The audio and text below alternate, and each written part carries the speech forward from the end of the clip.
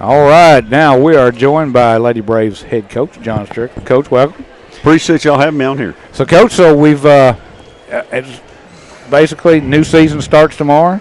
It's a 7-game season, isn't it? Yes, sir, it is. That's what I told somebody today. I said, you got, girls, you got potentially seven games left in your career.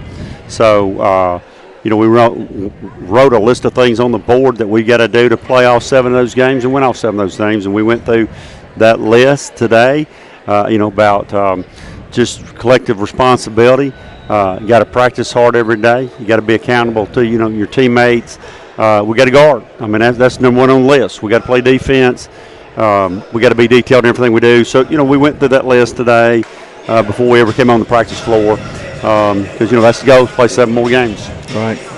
Coach, as you entered like Fred said, the division tournament's kind of, okay, you finished regular season, now this is season 2.0, right? I mean, as you start the playoff run. It is. It's 2 separate seasons. That's what I told somebody, is the previous 23 games, whatever it is we played, that's behind you. Everything now. I told the girls, obviously you can get beat this week, but after that, if you get beat, you go in the house. Right. And so it is. It's a 7-game season. It's completely different. You're playing people that you not as familiar with, maybe people you haven't seen, outside of watching them on film. So it is. It's a completely different scenario and a different challenge for us. And, of course, being able to play the division tournament at home, and then, you finish one there, then you're going to host the first 2 rounds here, to win that first. So how big is that? That's huge because you definitely want to come out of this, especially because you're playing at home. You're the 1 seed. Yeah. And you want to have that advantage to get to play at home because there's going to be a big crowd. No matter where we go, we're going to have a crowd. Absolutely. Right. That's the one thing about Tishomingo County people. They're great at supporting basketball team, but you get even more people because you get more students and that type of thing. Absolutely. It makes a difference. The home court advantage is real. Right. Well, hey, go ahead, Fred. Well, and the way it lines up this year, you win the first 2 rounds and you're still just northeast. Yeah, you're not going far. No, and that's kind of good. We was talking about that just a couple seconds ago. I was talking with Coach Quinn, football coach, and talking about, New Albany just played, and now they got to get back on a bus and come over here at 4 o'clock tomorrow, and that's one of the reasons why we're playing at 4, right. Because we're going to take advantage of that opportunity. We were just talking about that. There's got to be something. There's got to be an edge that you're looking for. No, there was a reason somewhere. I had the choice of what time we're going to play, and I hated doing 4 o'clock for our fans, but I know they're going to show up. Yeah. But, we're going to get every advantage we can, so that's why I chose 4, because I knew they'd have to play tonight and come back and get on a bus early tomorrow and be back down here. Hey, when you look at your, through the regular season, what's been the biggest improvement that you've seen through the team as a whole since game 1 up until this last game? Here's what I get excited about our kids is that when I came in, the terminology is different and those types of things. And, now they've kind of locked into our terminology. Guys, we have not had a bad practice in 3 weeks. I mean, wow. We have not had a day that we didn't come in and absolutely get after one another. I haven't had to say anything to anyone about not going hard, and they're over here taking my picture and giving me a hard time right now. The girls are, and they've got this. I can't remember what movie he's off of, but if you had a TV camera, we're going to take a picture of that. That's going on the Facebook page. That's hilarious. Looks like a Muppet to me. It kind of looks like a Muppet. It does.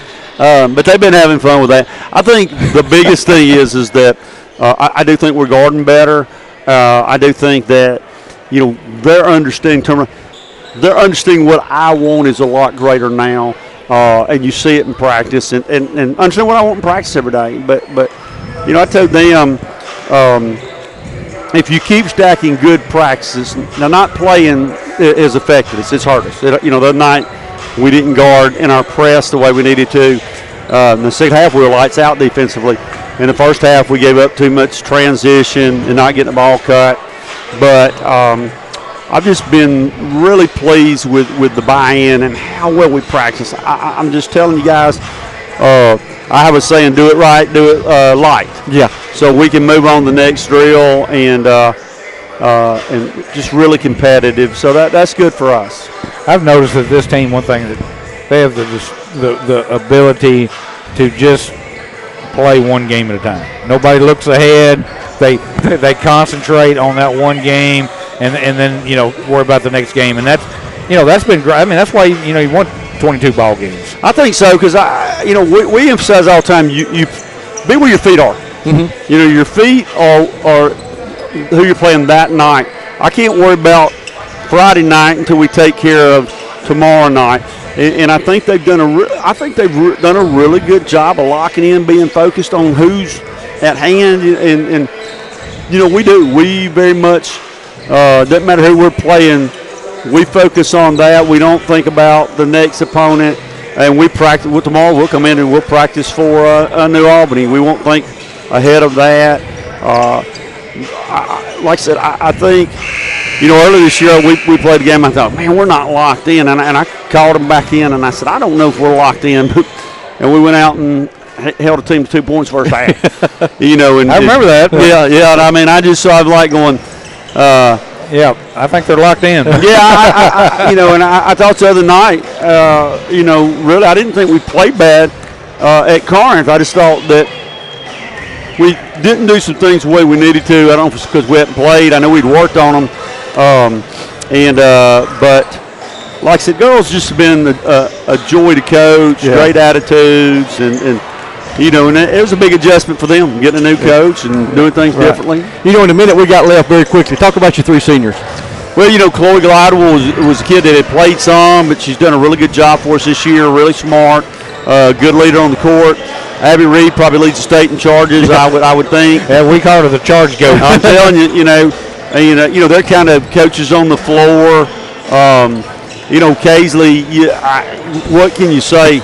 Guys, if you put the ball out in front of her, it's fixing to be headed the other way, and just plays so hard and can really get to the rim and makes everybody better because people come out and guard Meg Moore, it means somebody's not in help, and Katie's going to go shoot a layup. Yeah, we talk about that all the time. If people are going to double team Meg, that's when Claire gets 8 threes. Or when Casey goes off for 35. I mean, we call it the conundrum because, what are you going to do? Somebody's going to score. Yeah. Well, I had a coach say to me real quick, he goes, I shut Meg Moore down, and I said, well, you might have thought about Tim. She had 29.